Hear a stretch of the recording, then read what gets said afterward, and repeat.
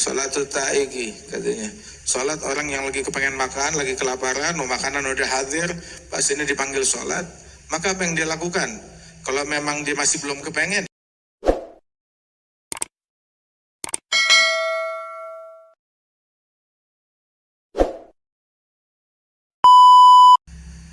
lagian yang dia nggak lihat lebih banyak lagi. Kalau Wahid menceritakan apa yang dia lihat, kebetulan dia nggak ngelihat, yang dia lihat cuma itu hari aja. Tapi yang lain melihat. Salatul duha sabit, ada riwayatnya. Rasul sallallahu alaihi wasallam waktu sakit menjelang wafatnya itu minta izin kepada para istrinya untuk beliau tetap walaupun sakit pindah dari rumah ke rumah menggilir.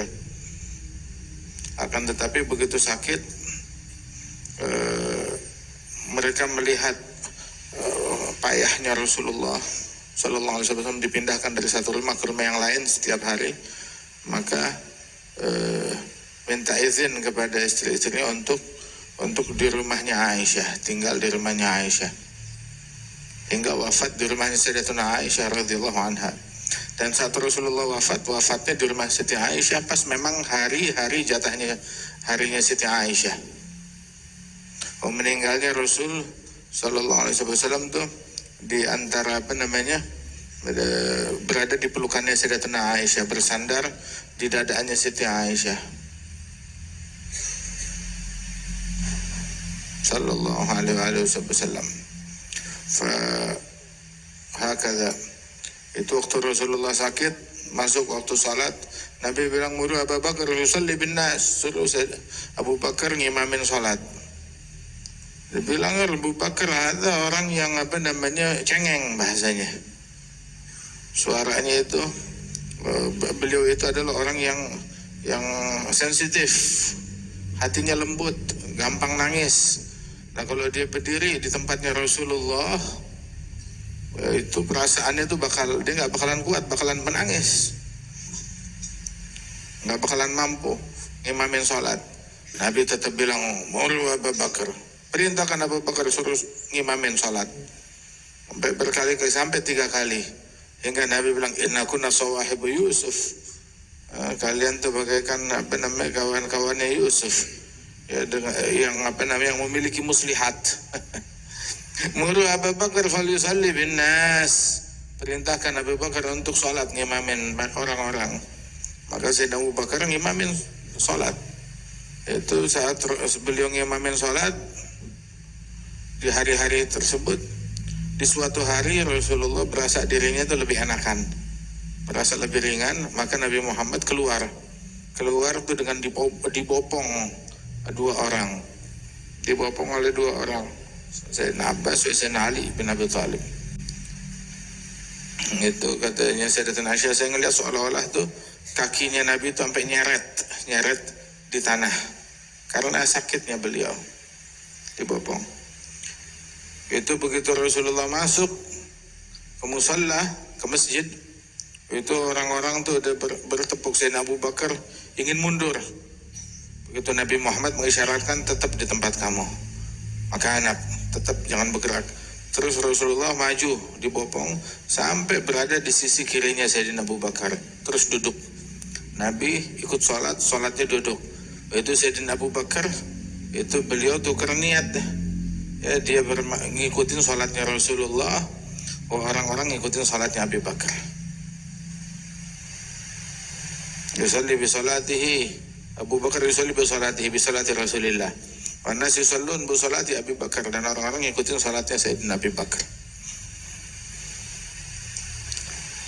Rasulullah ngimaminnya sholatnya duduk, Sayyidina Abu Bakar berdiri, dan orang-orang yang lain semuanya berdiri sallallahu alaihi wasallam.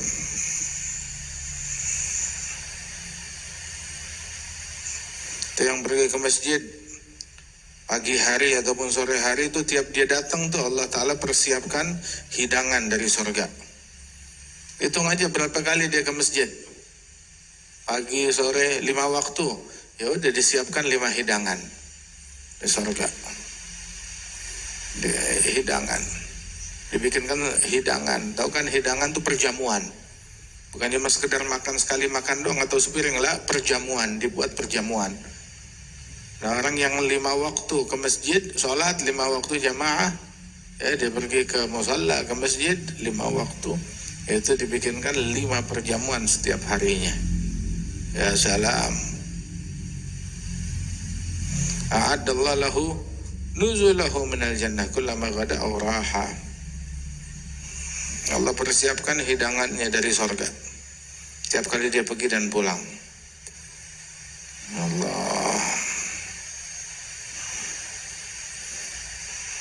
Allah ikram nuzulana insyaallah.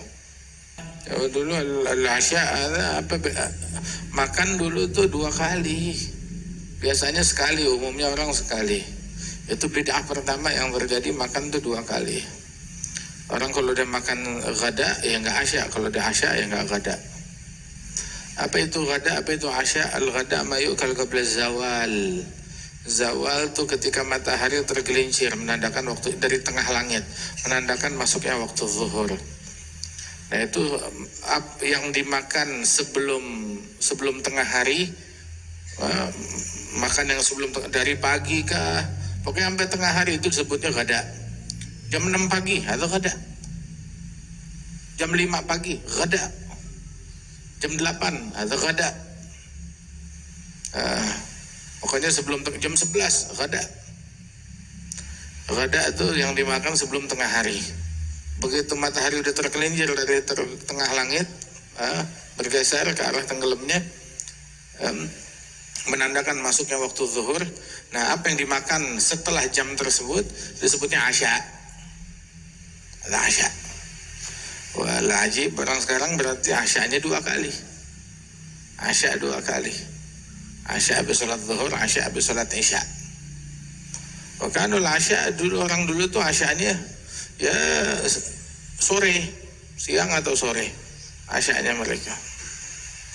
Kadang tuh waktu asyanya tuh mepet sama sholat maghrib.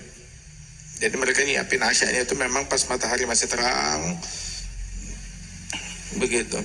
Mereka makan pas sebelum maghrib. Kadang tuh udah mepet maghrib tuh asya udah siap.